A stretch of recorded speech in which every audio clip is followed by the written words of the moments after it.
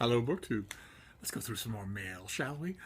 I got 17 packages today, and I picked out 7 from UPS this morning. So we'll start with this thing. Almost not worth my time to open. What could possibly be this small? Of course, the best possible solution here would be if it was a catalog.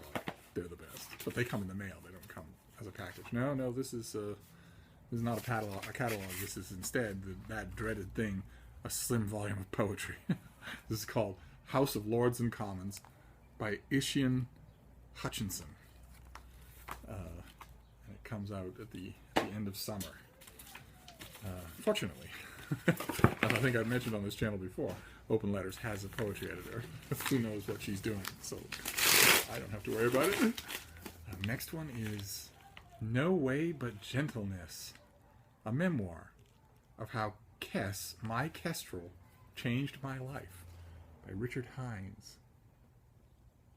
Obviously going after the H is for Hawk crowd. Richard Hines is old, though. He's worked as a building laborer in an office, and he was deputy head in a school. But he spent most of his career as a documentary filmmaker. Okay, so A Man and His Kestrel. Now we go to Simon & Schuster. See what they have to say for themselves. I'm impressed by how little any of these packages are actually causing trouble on camera. Oh, very good. This is Jeremy Scahill's The Assassination Complex.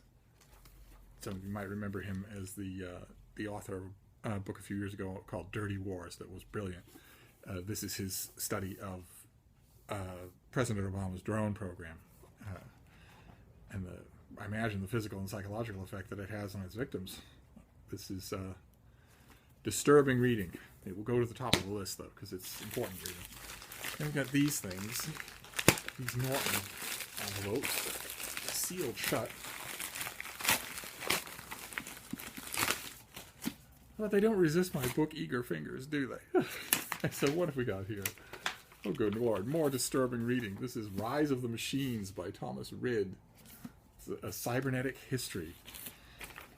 Ominous light and pulse on the cover. At its most basic, a cyborg is an evolving machine. It works towards a goal, receives feedback, and adjusts its performance accordingly. In this way, the machine adapts to its environment. It is only appropriate, then, that the concept of cybernetics has proven itself so adaptable. Ooh. The singularity is near. When does this come out? Am I going to have to pay attention to this anytime soon? The end of June, so no. No, I'm not. Right around the 4th of July. And we've got another one of these impact things. What have we got here? Oh, goodness gracious. A home run after all that doom and gloom. Joanne Fletcher, The Story of Egypt. Magnificent. Oh, very nice. So this is just the soup to nuts thing spanning 4,000 years. Very good.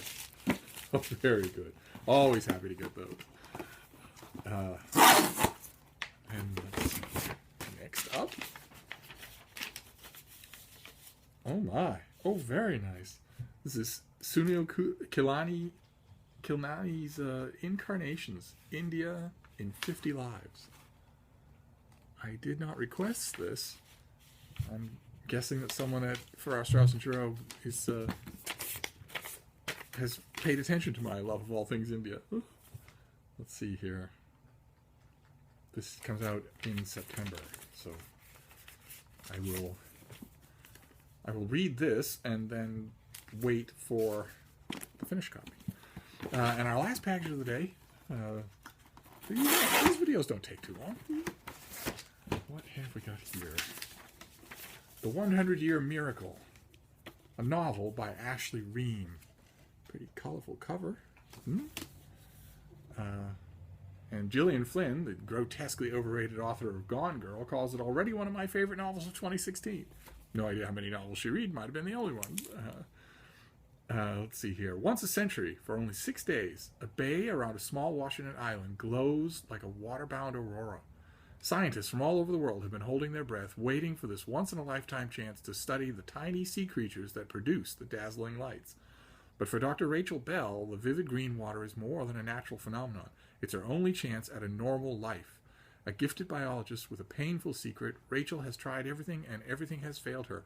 After years of waiting, the miracle, capital M, is her last chance, the experiment of a lifetime. Interesting. And this is, who is Ashley Ream when she's at home? Of course, she looks like a Hollywood star. Nobody looks like Don Powell anymore, or me. Can't help but think, in my weaker moments, that helps their career. When, as far as I'm concerned, every manuscript in the world should be submitted to a publisher in a brown paper bag with no identifying information at all. Just decided on the merits. She got her first job writing for newspapers when she was 16 and has since followed her career all over the country. She's now happily settled in Seattle, where she lives with her husband, runs ultra marathons when she's not writing, and is finishing her next book. Her debut novel, Losing Clementine, was shortlisted for the Balcones Fiction Prize. All right, well, it's a nice big hardcover from I think Simon & Schuster, FSG, and it's got a cover blurb from Gillian Flynn, so that's not bad. That's not bad for a day's work. And that's it. There's a nice pile of doom and gloom, animals, history, India, and a slim volume of poetry. That's not bad. So we'll wrap it up here, and I'll see you tomorrow. Thank you, BookTube.